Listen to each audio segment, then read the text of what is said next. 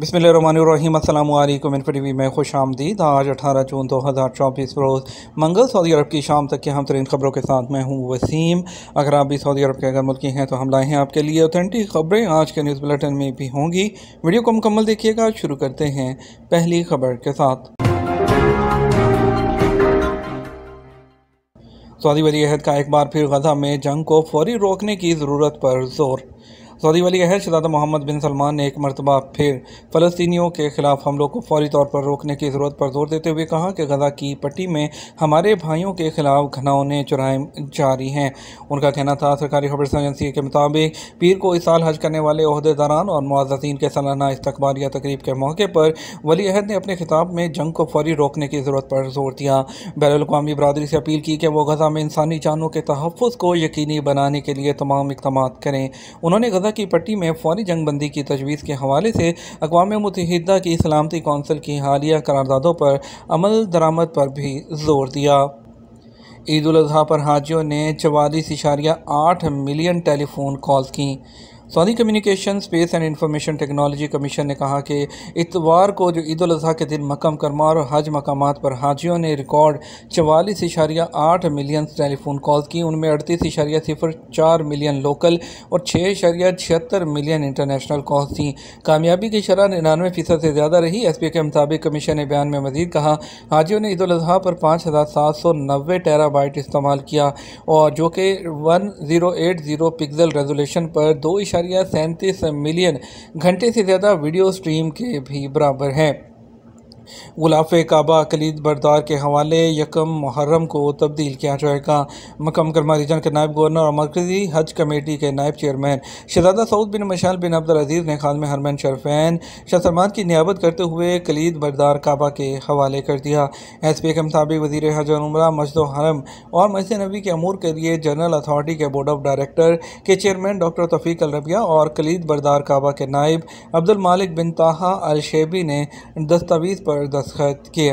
याद रहे कि अब गुलाफ़े काबा यकम मुहर्रम को तब्दील किया जाता है। इससे पहले कई दहाइयों से जो किस्वा है यानी गुलाफ़े काबा हर साल हज के दौरान 9 ज़िलहज्जा की सुबह को हाजियों के मैदान अरफात रवाना होने के बाद तब्दील किया जाता था।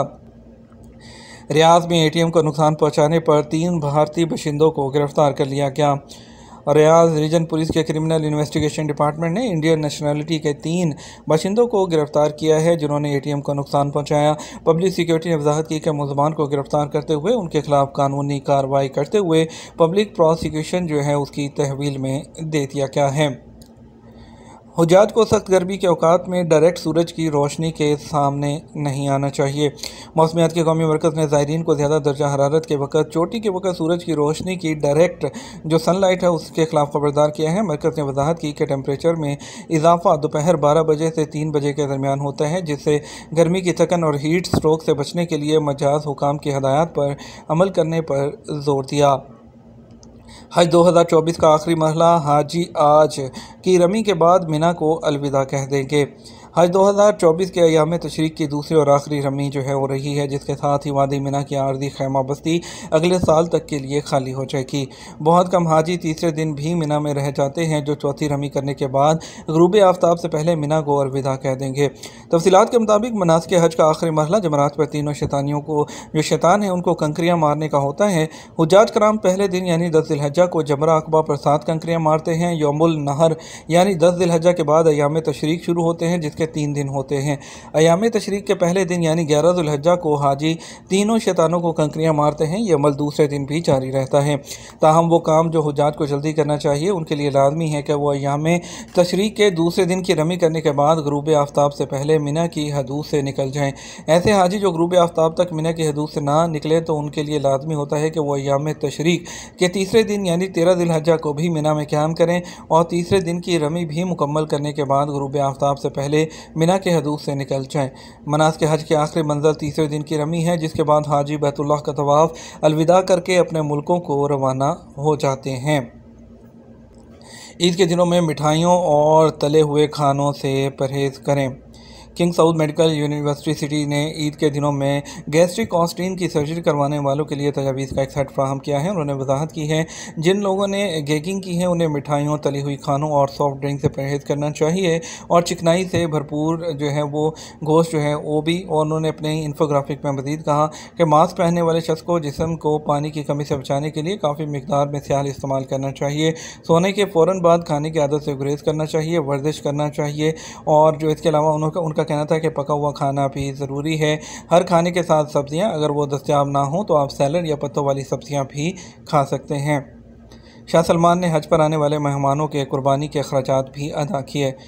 सऊदी अरब के शाह समाद बिन अब्दुल अज़ीज़ ने साल हज 2024 में ख़ादिम हरमैन शफ़ैन प्रोग्राम की मेज़बानी में हज करने वाले शाही मेहमानों की कुर्बानी के जानवरों के अखराजात भी खुद अदा किए। सरकारी खबर एजेंसी एसपी के मुताबिक इस साल 88 मुल्कों से ताल्लुक़ रखने वाले 3,332 आज़मीन ने फ़रीज़ा हज अदा किया, जिसमें 2,000 आज़मीन फ़लस्तीन में हलाक होने और ज़ख्मी होने वाले शहरियों के लवाकीन थे।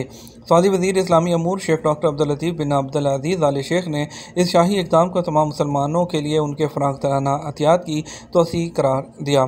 शाही मेहमानों की खिदमत के लिए कायम कमेटियाँ आज़मीन की आमद के तरीक़ाकार को आसान बनाने, उनके खाने पीने, रहाइश, ट्रांसपोर्ट के अलावा दीगर सर्विस भी फ्राहम करती हैं। बेवा खतून के इकामा की तजदीद के लिए माहाना जो फ़ीस है क्या वो माफ़ हो सकती है? सऊदी अरब में गैर मुल्की कारकुनों के अहल खाना के इकामा की तजदीद के लिए उन पर माहाना फ़ीस आयद की जाती है। फ़ीस की अदायगी के बगैर कारकुन और उनके अहल खाना के इकामों की जो तजदीद है वो नहीं होती है। जो कई सालों से सऊदी वज़ारत दाखिला की जानिब से तारकीनों जो पिछले साल से बल्कि सऊदी अरब में जो तारकीन हैं उनके इकामों की तजदीद 3 माह, 6 माह, 9 माह इस तरह भी फ्राहम की गई है, जो कि पहले सालों की बुनियाद पर होता था। एक शख्स ने जवादात के ट्विटर पर दरियाफ्त किया कि एक बेवा खतून के इकामा की तजदीद के लिए आयद माहाना फ़ीस लाजमी तौर पर अदा करना होगी या माफ़ हो सकती है। 2017 से जो कानून नाफिज किया गया है उसके तहत सऊदी अरब में रहने वाले गैर मुल्की को अपने ज़ेर कफ़ालत अहल खाना के माहाना बुनियाद पर फ़ीस अदा करना होती है। याद रहे कि मज़कूरा कानून 2017 में जब जारी हुआ था उस वक़्त 100 रियाल से शुरू हुआ था और उसके बाद जो है 2018 में 200 रियाल के हिसाब से, फिर इसी तरह 2020 में 400 रियाल के हिसाब से शुरू हो गई। कानून के मुताबिक वो गैर मुल्की जो अपने फैमिलीज़ के साथ सऊदी अरब में रह रहे हैं उनमें उनके बच्चे शामिल हैं और उनकी जो अहलिया हैं वो भी, उन पर फ़ीस जो है वो आयद होती है, जो कि 400 रियाल माहाना के हिसाब से होती है। अगर वो अदा नहीं की जाती तो इकामा भी तजदीद नहीं होता है। ख्याल रहे फ़ीस किसी सूरत में माफ़ नहीं होती, उसे अदा करना ज़रूरी होता है। ताहम गुज़श्ता साल से हुकूमत ने जो है गैर मुल्की कारकुनों को सहमाही बुनियाद पर इकामा तजदीद की सहूलत फ्राहम की है। वो लोग जो एक साथ इकामा तजदीद कराने की ताकत नहीं रखते वो लोग 3 माह की बुनियाद पर भी इकामा को तजदीद करा सकते हैं। सहमाही इकामा तजदीद से उन लोगों को सहूलत होती है जो अपनी फैमिली के साथ सऊदी अरब में मुकीम हैं।